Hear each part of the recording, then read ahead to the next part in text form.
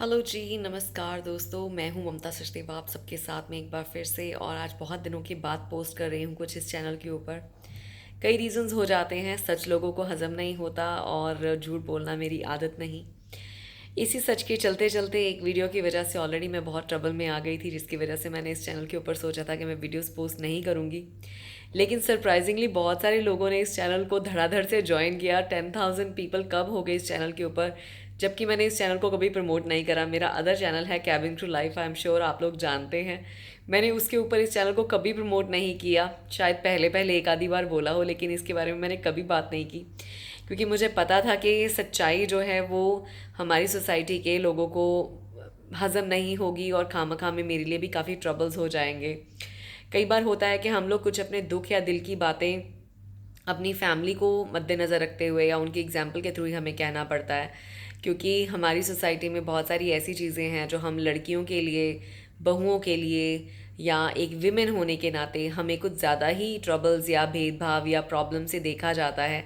ऐसा नहीं है कि हम सब विमेन एक विमेन कार्ड खेलती हैं या हमेशा अपने आंसुओं से लोगों को मिसमीन करती हैं चीज़ों को, या लोगों की हमदर्दी जीतना चाहती हैं। ऐसा हमेशा नहीं होता। बहुत सारे अच्छे लोग भी हैं इस दुनिया में जो दिल के अच्छे हैं। वो ये नहीं देखते कि मर्द है औरत है, वो अपना काम बहुत शिद्दत से करते हैं और आगे बढ़ते हैं लाइफ में। तो चलिए, अब मैं मुद्दे की बात पे आती हूँ कि मैंने आज ये वीडियो क्यों शुरू की है। मैंने आज वीडियो आपको ये बताने के लिए की है कि मैं माफ़ी चाहती हूँ कि मैं बहुत ज़्यादा वीडियो इस चैनल के ऊपर नहीं डाल पा रही हूँ।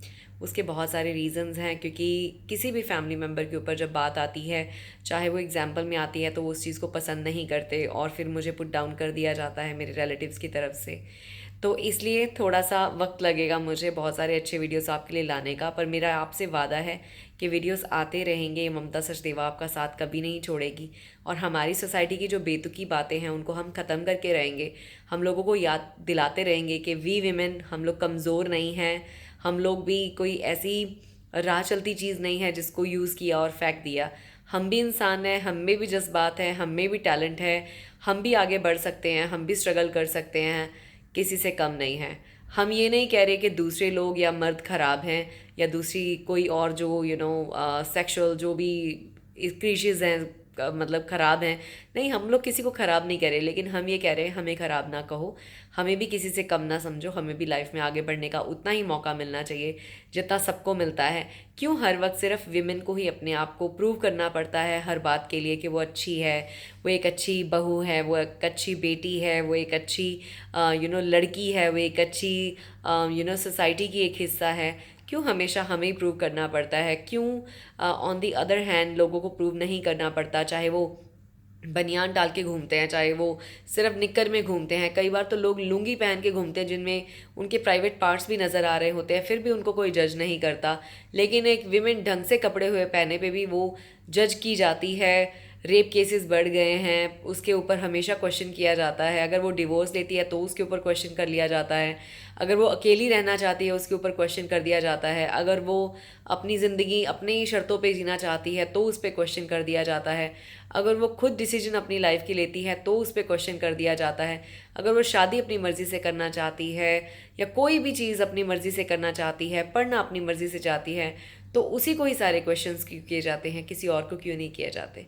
बस ये छोटी सी वीडियो आप सबको एक मैसेज है। अगर कोई मेल मेंबर्स या कोई बड़े मेरी वीडियोस देखते हैं तो मेरी आप सबसे एक गुजारिश है, अगर एज अ देश हमें आगे बढ़ना है, हमें भी ज़िंदगी में जो भी बाहर के देश हैं, इतने प्यारे देश हैं, इतने वेल एस्टैब्लिश्ड देश हैं, अगर हमें भी वैसा देश कहलाना है जिसके बारे में लोग अच्छी अच्छी बातें करें कि देखिए वाह क्या कंट्री है, अगर हमें भी ये कहलाना है तो हमें अपनी सोच को बदलने की बहुत ज़रूरत है।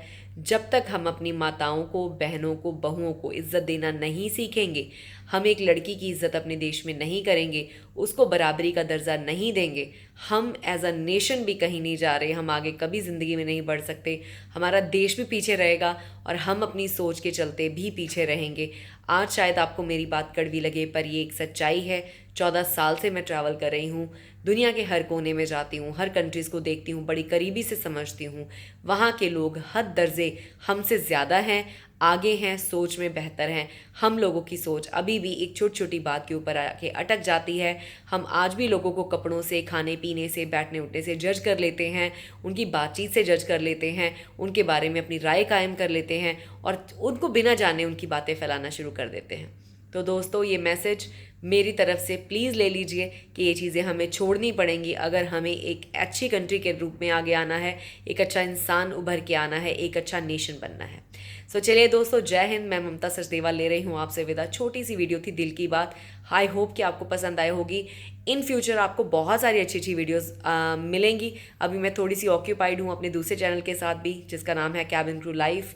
आप उसको भी ज़रूर देखिएगा। उस पर मैं टिप्स देती हूँ, कैबिन क्रू कैसे बनना है, ट्रैवल के ऊपर टिप्स भी शेयर करती हूँ, अपनी लाइफ के ऊपर भी जो भी चीज़ें मैं करती हूँ उसके ऊपर ज़रूर पोस्ट करती हूँ, आप सबको इनकरेज करने के लिए कि ज़िंदगी में अपने आप को रोकिए मत।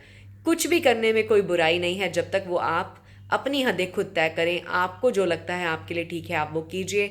सोसाइटी की बनाई हुई हदों को मैं ये नहीं कहती वो हदें गलत हैं, लेकिन कोई आपकी हदें डिसाइड करे आपके लिए, वो थोड़ा सा गलत हो जाता है। सो चलिए दोस्तों, ममता सचदेवा, फाइनल विदा, and I will talk to you very soon. Bye.